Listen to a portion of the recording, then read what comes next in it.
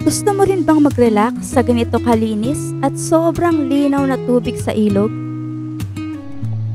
At ganito kagandang falls? Tara, samahan niyo ako at ipapakita ko sa inyo kung paano makarating dito. Around 5:30 AM nga ay andito na kami sa Gapan. Pagdating ng Cabanatuan, nagsimula na umulan kaya nagsuot na ako ng raincoat para tuloy pa rin ang biyahe.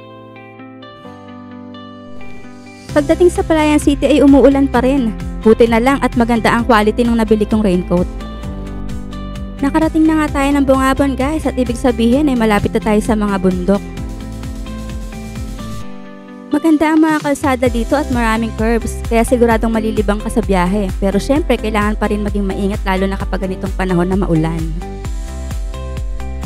At ito na nga, dumating na tayo sa arko ng Maria Aurora, Aurora Province. May nakita nga tayong signage dito na I love Maria Aurora kaya huminto muna tayo sandali para magpicture. At nagpatuloy na nga tayo sa biyahe, konti na lang at mararating na natin ang ating destinasyon. Sobrang ganda ng daan dito guys, isa ito sa mga pinakamagagandang daan dito sa norte. Ito ang Bungabon-Baler Road. At ito na nga guys, nakarating na tayo sa entrance ng Villa Aurora Ecotourism. Ito pala ay project ng DPWH na nagsimula ng 2023. Matatagpuan ito sa bayan ng Maria Aurora, probinsya ng Aurora. Layunin ng project na ito na pasiglahin ang turismo at mabigyan ng kabuhayan ang mga residente ng Barangay Villa. Kasama sa proyekto ang mga eco-friendly villas, function hall, chapel, footbridges at iba pang pasilidad upang mas mapadali ang pag-access sa mga natural na attraction tulad ng Ubot Falls. Ang pamamahala naman at operasyon ay hawak ng LGU ng Maria Aurora. Sa ngayon ay hindi pa open ang villa for accommodation at under development pa. Natapos na nga ang rides pero hindi pa tapos ang adventure. Ang mga hanging bridge na ito at sementong pathway ay magdadala sa iyo sa gitna ng kalikasan. Bago nga pala kayo mag-start ng trekking, kailangan nyo munang magpa-register sa kanilang opisina. Kailangan nyo rin magbayad ng eco fee at parking fee. At kailangan nyo rin na may kasama kayong tour guide.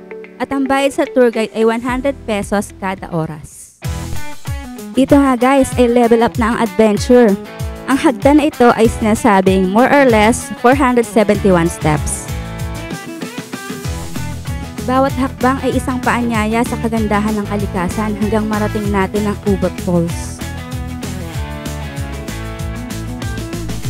And finally guys, ito na ang huling hagdan papunta sa Ubot Falls. Ang pagod sa trekking ay sulit na sulit sa kagandahan ng lugar na to. Maraming spot dito na pwede mong pagpahingahan, magpicture o kahit tumambay lang habang pinapakinggan ang lagaslas ng tubig.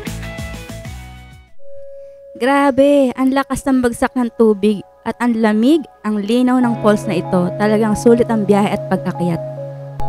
Ito nga yung sinasabi ko na habang kaya pa, mag-travel ka na.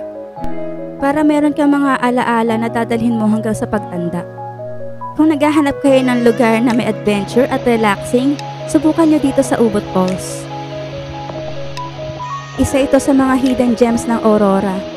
Hindi lang basta falls kundi isang karanasang hindi mo malilimutan. Hindi man tayo yumaman sa pera ay mayaman naman tayo sa mga magagandang memories at experience. Pagtapos nga namin sa falls ay bumaba na kami at bumalik sa ilog. Doon na namin inubos ang aming oras para maligo at magpahinga. Grabe, sulit ang buong adventure mula sa malinaw na ilog, rides, hanggang sa trekking patungo sa Ubot Falls.